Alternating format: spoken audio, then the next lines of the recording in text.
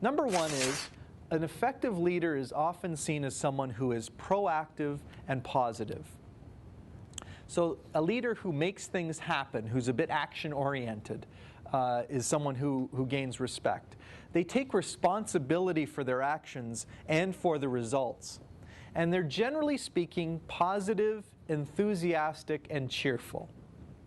Now, that's not to say that they're like Mary Poppins every day and flitting around, because I believe that the kind of Clint Eastwood approach also is very effective, and that is to be low-key and still do the things that are positive and effective. So, rate yourself. Are you always like that? Are you usually like that? Or are you seldom or never like that? Okay. Now, the second bullet there says takes responsibilities, which means that you're prepared to accept accountability for what's going on.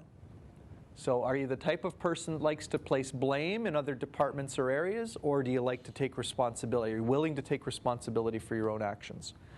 Second item, they communicate well. So they use clarity in their instructions and their information. So are you known as a person who's pretty clear about what you expect and what you want from people? Do you keep people informed in a timely way? The way you can tell that is, does the grapevine have to work overtime because you don't tend to share very much about what's going on? And if you don't know what's going on to be able to share it, can you go and find that information out so that you can let people know what's going on? So do you communicate well? The next part, which is still part of a communications, the third one on the list is, are good listeners. An effective leader is a good listener. So do you believe that there is a lot to be learned from talking to employees? You know, there's a fine line between those who are in supervisory or leadership positions and those who are still working on the front lines. Many of them could be doing the same job as their leaders and managers, and in fact, in many organizations, the people lower down in the organization, on the organizational ladder, often have greater longevity in the organization than the people near the top of the organization.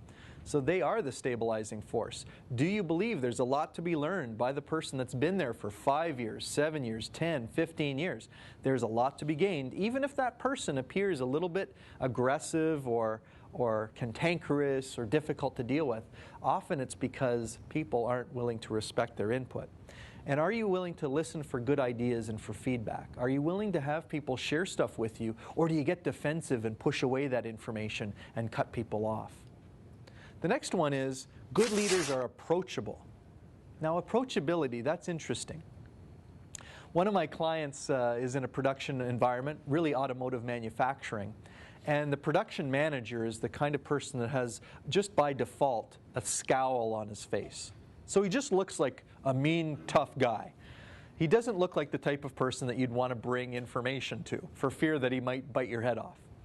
And yet what's interesting is, when he smiles, he can be quite charming, he can be quite warm, but he has this initial sort of ticked off look. Even my own kids have said that when I'm concentrating on something, I kind of look like I'm ticked off, right? Because I'm preoccupied. So what's interesting is, because this production manager has this sort of unapproachable face, people don't bring him information. So they don't bring him the problems. So you talked about people bringing problems. Nobody wants to bring this guy problems. Why? Fear, right? So what they do is they hide the problems, which of course when he finds out about them, he gets even more irate for not knowing and wonders why people don't bring him these issues. So what was interesting is, do you have an approachable demeanor? Are you the type of person that people can feel comfortable bringing information to you? Both good news and bad news. Because if you're the type of person that doesn't welcome people to approach you, people are not going to give you information that you need to be successful. So, are you receptive and courteous? Do you give people your undivided attention? Do you hear people no matter what's on their mind? And do you know that being approachable is the key to being informed?